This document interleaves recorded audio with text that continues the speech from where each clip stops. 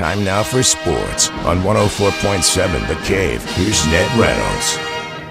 Mike, the intern, Ned Reynolds in the studio, working away at the week. It's Tuesday, and the pro football guys have put out what their idea is, their grading card, if you will, for the performances over the weekend and the first preseason games. Where'd the Chiefs do? Well, the Pro Football Guys, or PFF, is what it's called by the acronym. It's Pro Football Focus, and it's a company that is employing 600-700 individuals who are analysts as well as being football fans. And what they do is grade each of the players in any of the games they play. Of course, there's a fee involved with this. The Chiefs are one of the teams that have this PFF. And the staff, the individuals who were assigned to the Chiefs-Jacksonville game, went through all the system, and they put grades on. The highest grade of a player came out to Tershawn Wharton, the defensive end from, of all places, Missouri S&T. Don't produce a whole lot of professional athletes at Rolla, but Tershawn Wharton is one of them. And as a defensive end, might remember he was injured some of last year. He played, according to the PFF folks, they got the highest grades as far as any Chiefs player concerned. Interesting to see what will happen with the Detroit Lions coming up this weekend. Different circumstance, playing at home, and some of the players really need to put forth because this is a very critical game coming up for them. Absolutely, especially all those guys just vying for a spot on an already pretty set team, in my opinion. So we'll see what happens. Did see some pretty good action from some of the rookies, though, on Saturday in Jacksonville. The TV ratings are now public for the Olympic Games, and at least if you were using me as a litmus test, I would think they would be up from the last round. Oh, by a lot.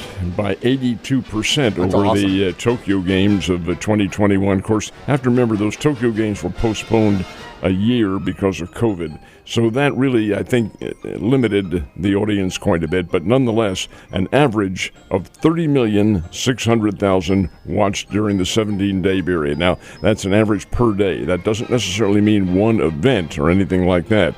But that's up 82% over the Tokyo Games, and that is huge. NBC is celebrating. They're giving everybody a raise. Now, they're not either. They don't do that. But the fact of the matter remains they're very happy over what happened, and I think the sponsors are too. I thought they were pretty good telecasts. Now, I say an average of 30,600,000, that is right, per day over the period of 17 days. The biggest event as such, in my opinion, was the men's basketball, the gold medal game, USA versus France, which had an average of almost 20 million viewers. That's for one event, and that's pretty doggone good, folks. But the average overall for the Olympics up by 82%. And like you said, the circumstances for the Tokyo Games were a lot different. The world was in a completely different place when those happened. But it was nice to see all these countries get together, the competition. Like I said, I was watching, archery in Sunday mornings going, this is amazing. And when other times they're going to watch that? The reason why is this. The games were in this hemisphere, France. Yeah. It's, just, 8 hours, 7 hours. So many of those events could be seen live. They couldn't have been in Tokyo because they would have been in the middle of the night. Now, they did feature them live, but who got up at that hour to watch? Anyway, in France, you could watch them, and then you could watch the delay afterwards by several hours that NBC put on. So there are a number of geographic factors involved, logistical fractions, I should say. And when you put them all together, that's one of the reasons the ratings were high. Now, when they have the Summer Games in Los Angeles in 2028, they'll probably be bonkers as well, depending on what the athletic situation is. I think that's going to be my last question for right now is, where are you going to be staying in Los Angeles 4 years from now? Party with everybody else. Not hardly. And the Cardinals had a chance to gain some ground last night. How'd they do? Didn't do it. And Sonny Gray on the hill, he had a 1-0 lead and ran into a guy named Spencer Steer, who played his college baseball at Oregon, one of the national powers.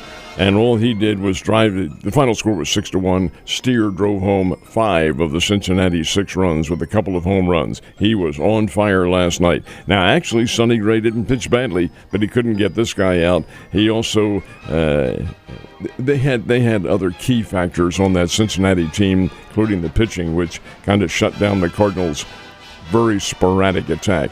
But Jordan Walker was back, and he did play last night. Put his bat on the ball a couple times, and that's a good thing. I really feel like the Cardinals need him back there. I don't think they ever should have sent him down in the first place, but they did. Nonetheless, He is back with the team now. Cardinals need to start making their push. They're 7.5 games off the pace in the National League Central Division, and they are now, I believe, 2 games out in the wild card race. So it's time to get moving. It's early August. Actually, it's mid-August, and time to get going. Yeah, it's time to get going. That is for sure. The Royals also have a chance to gain some ground and get over the Twins, who they're tied with in their division. Last night is not the night to start that off. No, especially after the second inning when the Minnesota Twins scored 6 runs off Brady Singer, and that's not going to work. Minnesota wins the game 8-3, 6 runs in the second, and Willie Castro had 3 RBIs, and they all came on one swing of the bat, 3-run homer in the second inning. And that is costly because, and incidentally, there's an anomaly here that doesn't involve that game, but the Royals lose a little bit of ground to the Twins and lose some ground to the Guardians, who beat the Chicago Cubs last night 9-8. So, hey, this is not the time to be slipping, and the Royals are now 5 games out of first, still catchable. Anything can happen, but you need to start winning right now. The one anomaly, one of the best teams in baseball, the New York Yankees, is playing not one of, but the worst team in baseball, the Chicago White Sox. Final score is 12-2. Boy, the Yankees really put it to them, right? No, the White Sox won it 12-2. What is this? How does that work?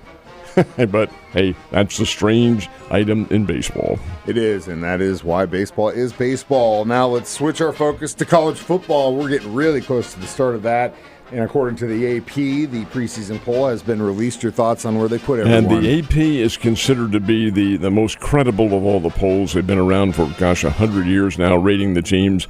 And the number 1 team, according to the Associated Press, not a surprise, is Georgia. The Georgia Bulldogs are 1. Ohio State is a very close second. Keep in mind now, there are 12 teams in the playoffs. The playoffs start this year. The newly revised playoffs start this year, and there will be 12 teams. We're going to list 5 of them today.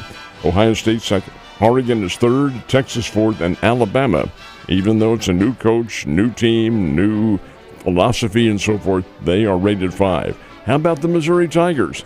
They are number 11 in the Associated Press poll. Number 11.